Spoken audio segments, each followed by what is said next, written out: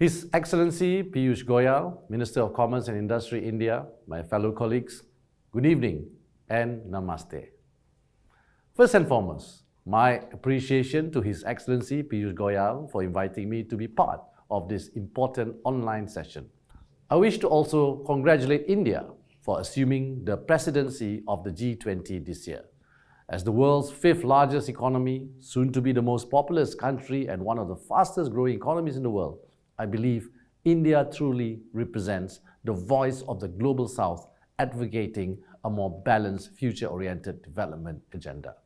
Excellencies, this year is predicted to be a tougher year for the global economy, as the world is still grappling with the pandemic and challenges caused by geopolitical frictions, a cost of living crisis due to persistent inflationary pressures, and potential slowdown or even recession in some of the major economies.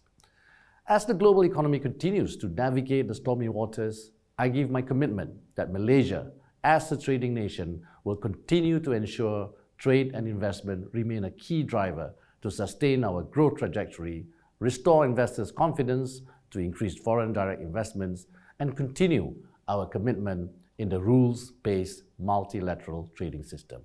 Concurrently, Malaysia will continue to engage constructively at the regional and multilateral fora, as well as remain open to actively pursue FTAs and economic cooperation, which will bring tangible benefits to the participating countries. It bears stressing that no man is an island, and that the online session today is very much timely. Excellencies, as expectations around sustainability and green agenda escalate, Malaysia too has built up its sustainability credentials and continues to feature this as part of its value proposition. To this end, the government has made a conscious commitment to balance economic growth with environmental sustainability by synchronizing our economic development with global ESG tenets. Malaysia's National Investment Policy, NIP, which was launched last year, was designed with ESG principles at its core.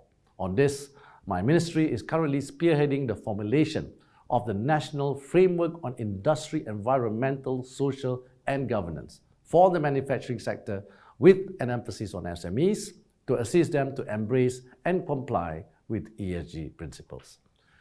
During my tenure as the Minister of Finance, I initiated various measures to institutionalize ESG, notably the proposed establishment of an integrated national financing framework, the establishment of iESG Foundation, and the Sustainable Finance Roadmap.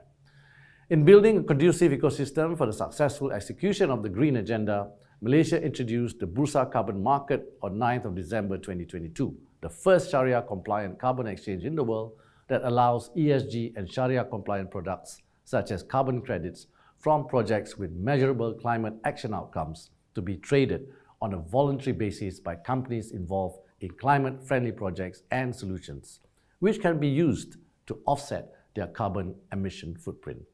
This initiative will encourage the corporate sector to be part of Malaysia's green aspiration in achieving our target of net zero GHG emissions by 2050. All these are a clear testament that we, a developing nation, is responsibly synergizing our economic growth with a serious and deeper walk-the-talk commitment to sustainability globally. Excellencies, the transition of our economies premised on the green and sustainability agenda must be executed carefully, particularly in consideration of key risks to our labour market. The International Labour Organization has projected that Southeast Asia could potentially lose around 500,000 jobs in fossil fuels by 2050, but could also gain around 5 million jobs, mainly in the renewable energy sector. We need to build capacity through training, reskilling and upskilling to mitigate both direct and indirect job losses due to the shift to green economy and to cushion any potential detrimental or disruptive impact to the labour market of our developing economies, which are still bearing the scars of the pandemic. While there was a clear recognition that developing economies like us need to address domestic challenges to manage any negative impact, this responsibility should also be shared by the developed countries, particularly in providing the necessary capital, technical, and capacity building assistance.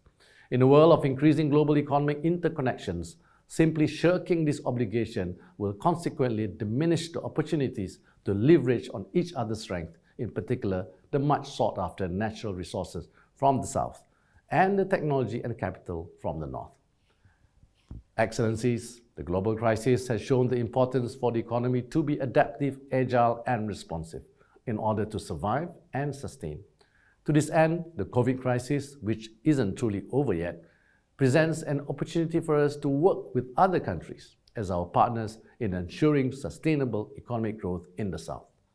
In the grander scheme of things, developed and developing countries must join hands at the bilateral, regional, and multilateral levels to embark on the long journey to achieve sustainable development globally to ensure that socio-economic challenges are effectively addressed. Hence, we need to redouble our efforts to make even greater progress in achieving a new global economy that is premised on the principles of sustainability, inclusion, and resilience. Again, I would like to thank the Ministry of Commerce and Industry, India, for initiating this online session, and I sincerely hope that today's session will help push our agenda and for the voices of the South to be heard. Thank you.